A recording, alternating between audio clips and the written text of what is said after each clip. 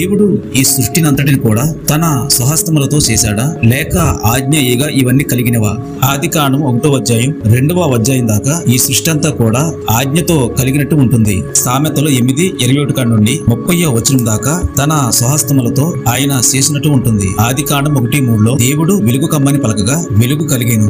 ఆదికాండం 1:6లో మరియు దేవుడు జలముల మధ్య ఒక విశాలం కలిగి ఆ జలములను ఈ జలములను వేరుపరచును గాకని పలుకగా ఇలా ఆయన ఆజ్ఞతో ఇవన్నీ కలగజేసినట్టు ఉంటుంది. సామెతలు 8:28లో ఆయన పైన ఆకాశమును స్థిరపరిచినప్పుడు జలములు తన సరిహద్దులు మేరకుండునట్లును ఆయన సముద్రమునకు పొలిమేరను ఏర్పరిచినప్పుడు భూమి యొక్క పునాదులను నిర్మించినప్పుడు ఇలా ఇవన్నీ కూడా తన స్వహస్తములతో చేసినట్టు ఉంటుంది. ఆయన నోటితో కలగజేశాడా, లేక తన చేతులతో చేశాడా? దీంట్లో ఒక మిస్టరీ దాగు ఉంది.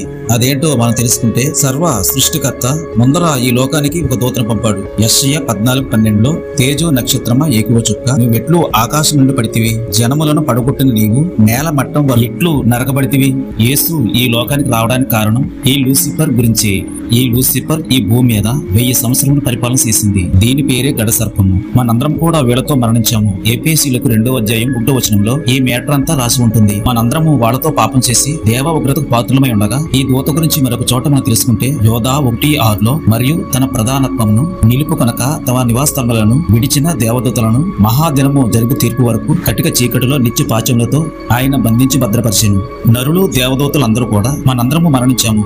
భూమి ఆకాశం సూర్య చంద్రులు దేవుడు చీకటిలో కప్పివేశాడు. ముందర సామెతలు 8:22లో ఆయన ఈ సృష్టిని చేతులు చేశాడు. శాపంతో ఈ లోకం చీకటిలో ఉండగా యేసు తండ్రితో ఒప్పందం చేసుకుని మన గురించి ప్రాణం పెడతానని, రక్తము అర్పిస్తానని ఆయన వాగ్దానం చేశాడు. అప్పుడు యేసుక్రీస్తు ఈ లోకానికి వెలుగై వచ్చాడు. యోహాను 1:4లో ఆయనలో జీవముండెను, ఆ జీవము మనుషులకు వెలుగయుండెను, ఆ వెలుగు చీకటిలో ప్రకాశించినది గాని చీకటి దాన్ని గ్రహింపకుండెను. పాత నిబంధనలో ఆయన వాగ్దానం చేశాడు, కొత్త నిబంధనలో ఆ ప్రవచనం నెరవేర్చాడు దేవుడు.